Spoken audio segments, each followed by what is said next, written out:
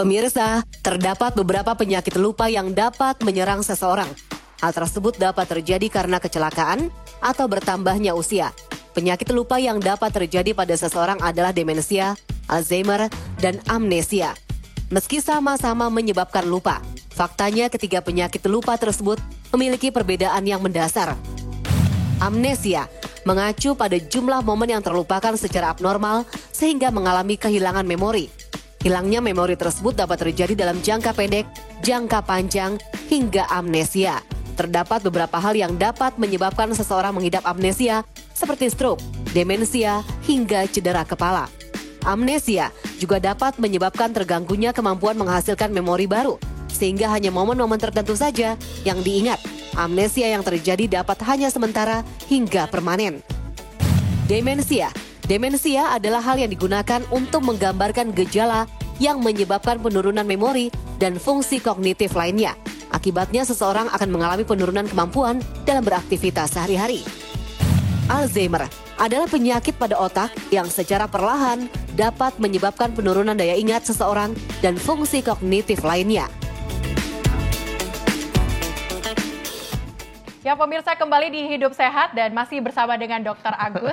Dok, kita masih ada pertanyaan dari Instagram, tapi sebelum itu kita coba ingatkan ke pemirsa kalau mau konsultasi gratis bisa langsung menghubungi kami di nomor telepon di layar kaca Anda pemirsa untuk berkonsultasi dengan Dr. Agus langsung. Dokter, ini pertanyaan-pertanyaan yang ada di Instagram nih, kita coba jawab ya dokter ya.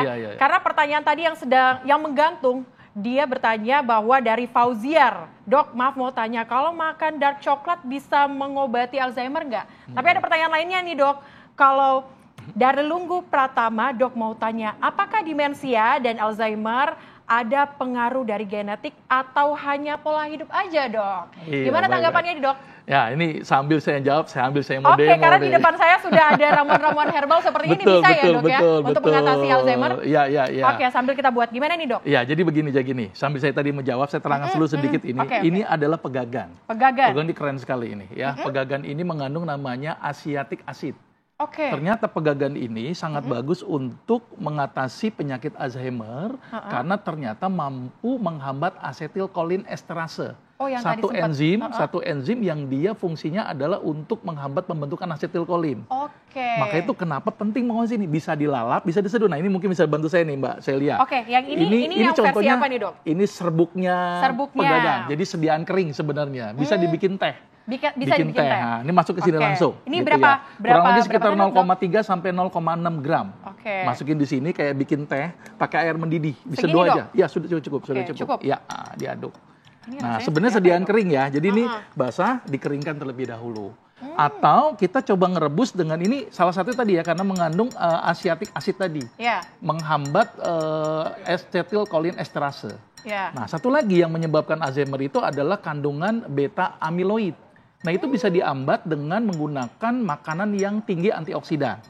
Salah satunya adalah dengan kunyit. Nah, ini kita ngerebus kunyitnya. Ini ada rebusan kunyit. Ini kunyit gitu ya. Kita pakai kurang lebih sekitar 2 jari ya. 2 jari. Itu direbus. Tapi gitu sebelum ya. itu, sebelum masuk ke kunyit ini sebenarnya manfaatnya apa? Kita jawab dulu pertanyaan dari netizen dokter. Jadi sebenarnya ada pertanyaan, apakah ini dark coklat bisa mengatasi Alzheimer? Karena ini saya suka dok. Kalau bisa berarti saya makan setiap hari. Bisa nggak dok? Jadi gini. Coklat itu membantu ya, untuk ya mengurangi progresivitas daripada Alzheimer.